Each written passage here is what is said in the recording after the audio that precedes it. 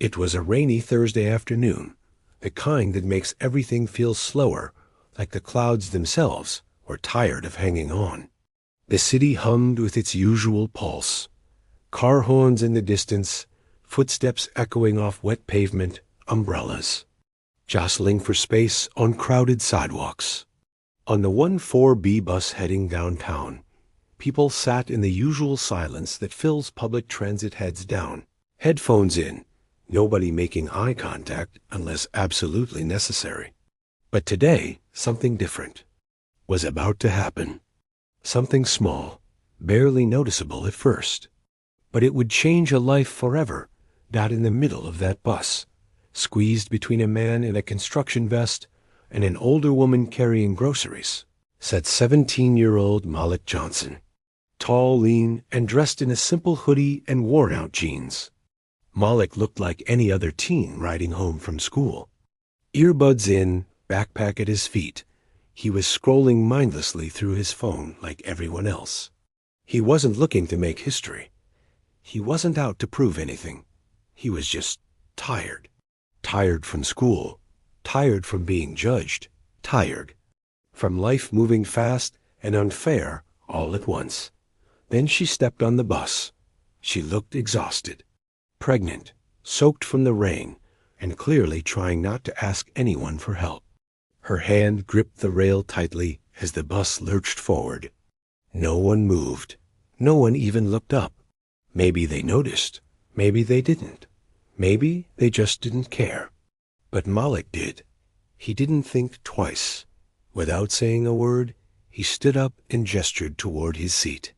She hesitated, looked at him, then around the bus. Maybe she was expecting someone else to offer. Maybe she was surprised that it came from a young black teen when nobody else moved a muscle. But in the end, she smiled just a little and sat down. "Thank you," she said softly, almost like she didn't want to be heard. Malik nodded, plugged his earbuds back in, and leaned against the pole as the bus rolled on. What neither of them knew in that moment was how deeply this small, unspoken act of kindness would ripple. 10 minutes later, just before her stop, she turned to him again. Her hands trembled a bit as she pulled a folded piece of paper from her coat pocket.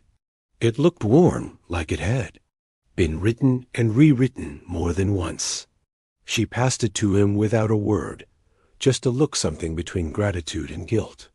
Malik took it, confused. She stepped off the bus and disappeared into the misty afternoon, her hand briefly pressed to her belly, her eyes lingering on him as the doors closed. Malik looked down at the note. His fingers hovered over the folds. It wasn't just a thank you. It was something else. Something much bigger. He unfolded it slowly. Inside were just a few lines, written in neat handwriting. But those words, those simple, quiet words, would lead Malik down a road he never expected. A road that would challenge everything he thought he knew about people, about race, kindness, and the strange, powerful ways life connects us. And it all started with a seat on a bus. But here's the part that no one sees coming, the part that turns this simple moment into something much deeper, much stranger, and honestly, something you might not even believe if it weren't all true. Because as Malik read the note, his face changed. First confusion, then shock, then something like fear. It wasn't just words of gratitude. It was a message, a warning, a choice. And in that moment, standing on a swaying bus full of strangers who had no idea what just happened, Malik's life split into before. And after this was the day everything changed, and you won't believe what happened next. Malik stared at the note for a long time before unfolding it all the way. The edges were a little damp from her hand, and there was a faint smell of lavender, maybe her perfume or lotion.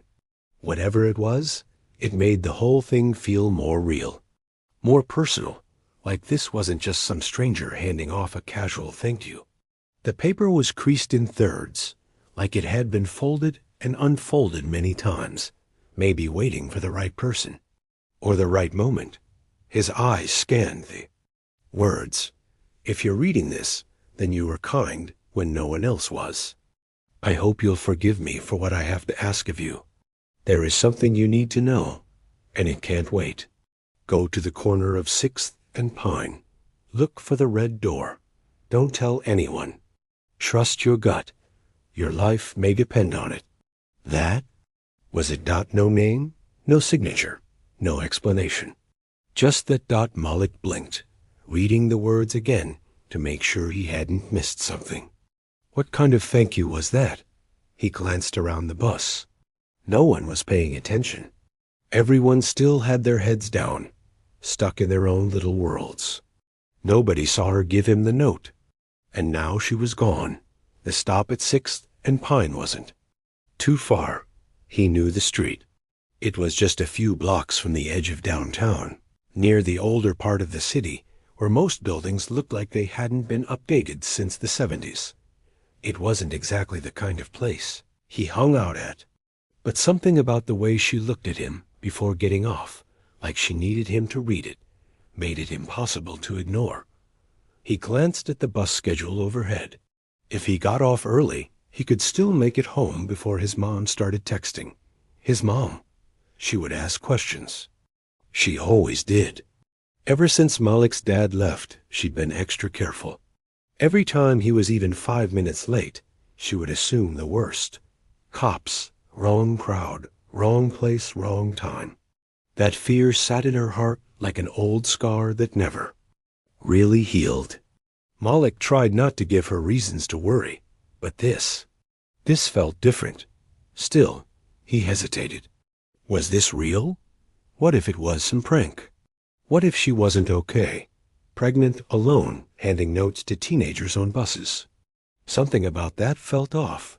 But even as he thought about all the reasons to ignore it, his legs started moving.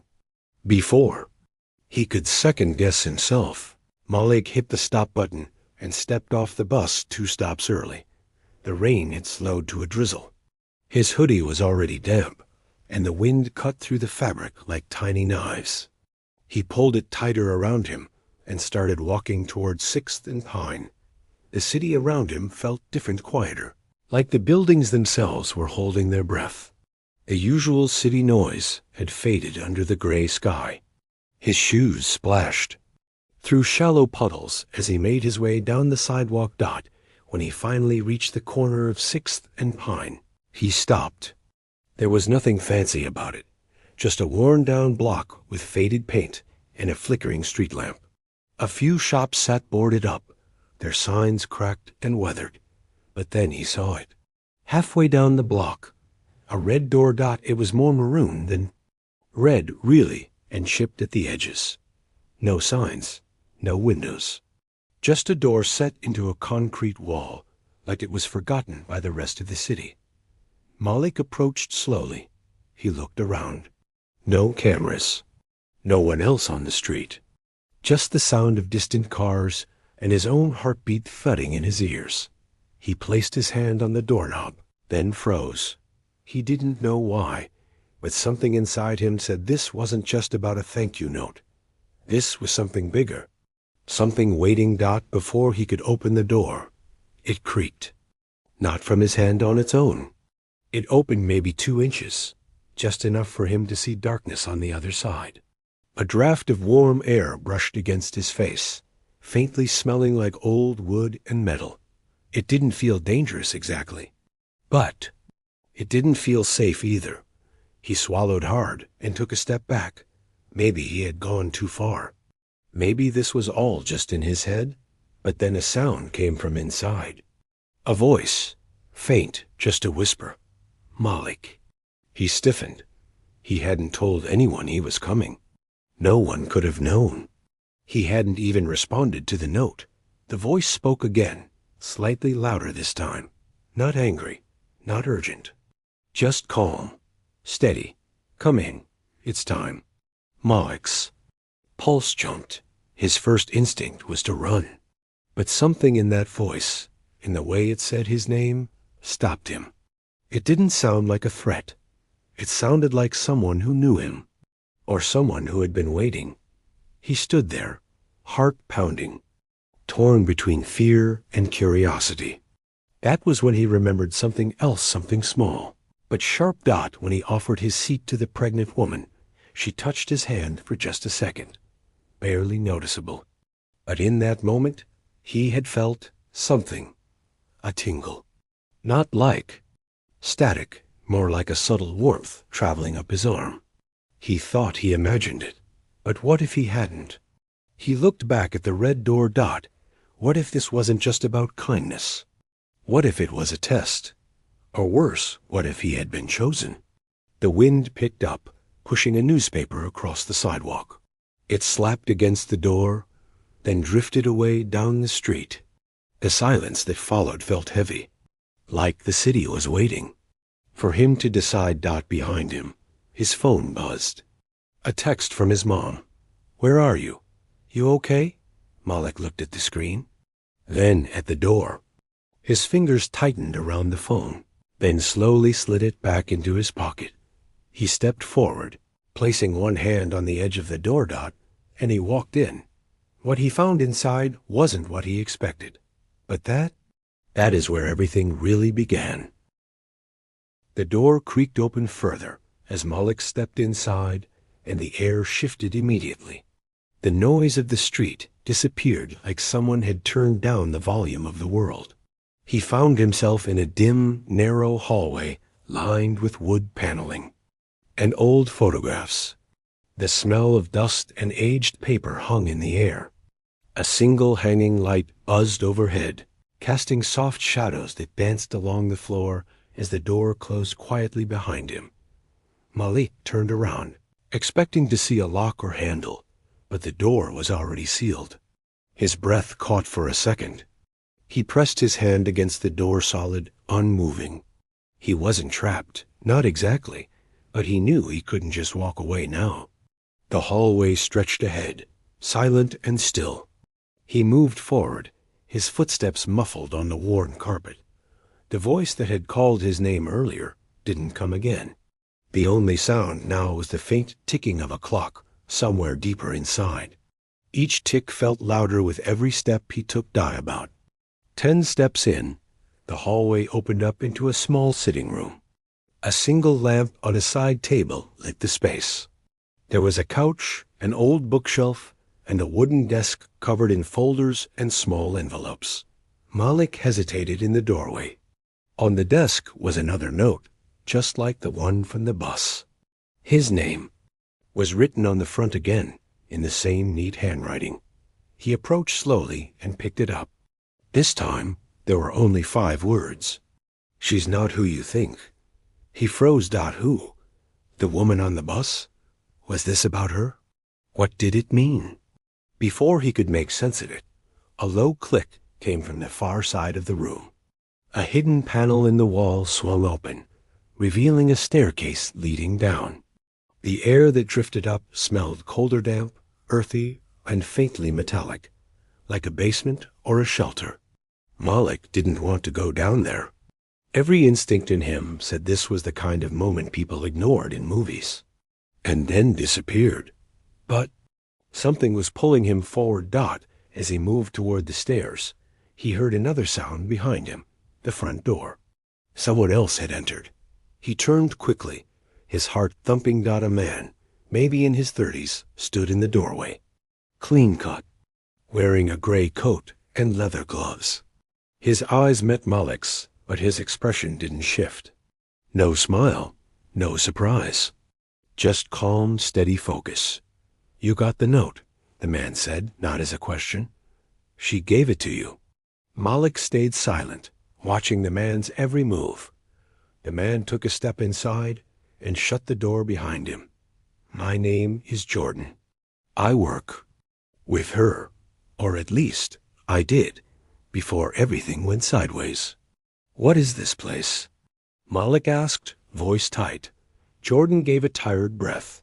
"You don't want the long version." "Not yet. But what I can tell you is she handed you that note for a reason. She doesn't just hand it to anyone." "Who is she?" Malik asked. "She was just some woman on a bus." "No," Jordan said. "She's not. She's part of something Much bigger. She used to be one of us, but something changed. Something wrong. And now you're involved because she made a choice. She saw something in you. And if you're standing here now, it means she's already put you in the middle of it. Malik backed up a little, the edge of the desk pressing against his leg. Look, I didn't ask for any of this. I just gave her my seat. Jordan nodded. Exactly. That's why she chose you. The words didn't make sense. None of this did. Malik felt like he'd stepped out of his life and into something hidden. Underneath it, like the city, had shadows no one else could see, and now he was trapped in one. He looked toward the open staircase. What's down there? Jordan hesitated. That's where it starts, he said before Malik could respond. Jordan reached into his coat pocket slowly and pulled out a small envelope. He held it out. Take it. Read it when you're alone. It's not safe to talk more here. Malik took the envelope, his fingers brushing Jordan's gloves. The paper was cold, the seal unbroken. Go home, Jordan said. Act normal. Don't go back to the bus route. If anyone asks, you never got a note. Malik stared at him. Why? What's going on? Jordan looked over his shoulder, as if listening for something. There are people looking for her. People who know what she's carrying. If they know she gave you anything, you're in danger. This isn't about politics or race or kindness anymore. It's about something they've been hiding for a long time. Who's they? Malik asked. Jordan opened his mouth like he was about to answer, but then a sharp pop echoed from somewhere outside, like a firecracker or a silenced gunshot. Jordan moved fast, grabbing Malik's arm and pulling him toward the staircase. Go, now. They ran down the stairs 2 at a time. The passage was narrow and winding, lit only by strips of dim emergency lights. The further they went, the colder it got. Malik's breath came in short, shallow bursts, his head spinning. At the bottom was another door, steel and bolted. Jordan punched in a code on a keypad and yanked it open. Inside was a small room. Walls, lined with monitors, files, and strange-looking equipment. It looked part surveillance station, part research lab. On one screen, Malik saw a live video feed of the street outside the red door. A black SUV had just pulled up. Too late, Jordan muttered. He locked the door behind them and turned to Malik. You want answers? You'll get them, but only if you survive the next 24 hours. What do they want? Malik asked. Jordan looked at him, something behind his eyes sharp and urgent. Not what? Who? Before Malik could ask another question, all the monitors went black, and somewhere far above them, the red door slammed open.